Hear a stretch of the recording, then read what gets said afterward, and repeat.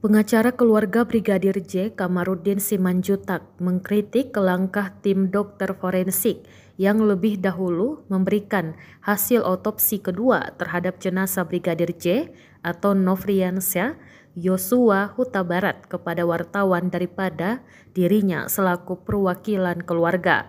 Hal itu disampaikan Kamarudin dalam Sapa Indonesia Malam Kompas TV pada Senin 22 Agustus 2022. Ia juga menyayangkan proses pemberian keterangan kepada wartawan secara doorstop atau teknik wawancara wartawan dengan menghadang narasumber secara langsung di Bareskrim.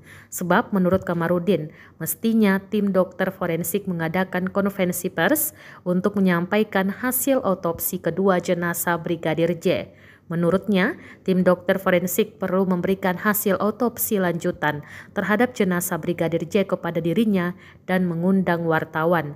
Ia juga mempertanyakan dokter forensik yang ia nilai merilis informasi sedikit-sedikit kepada wartawan dan mengatakan akan menyampaikan hasil otopsi lengkapnya di pengadilan.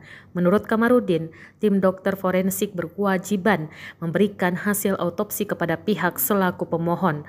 Menurut dia, tim dokter forensik dapat disebut independen apabila menyerahkan hasil otopsi kepada pihak pemohon dan menunjukkan kepada masyarakat.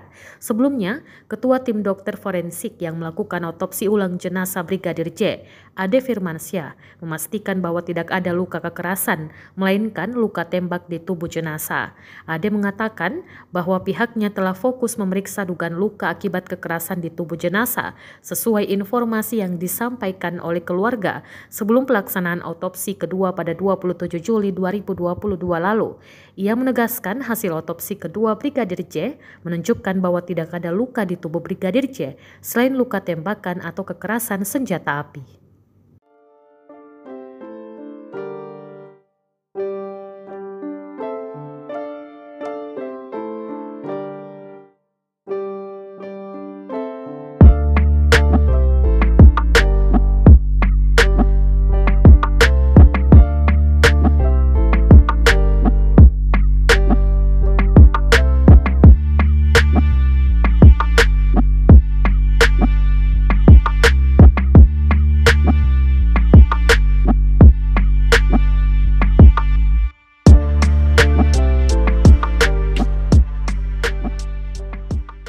Terima kasih sudah nonton. Jangan lupa like, subscribe, dan share ya.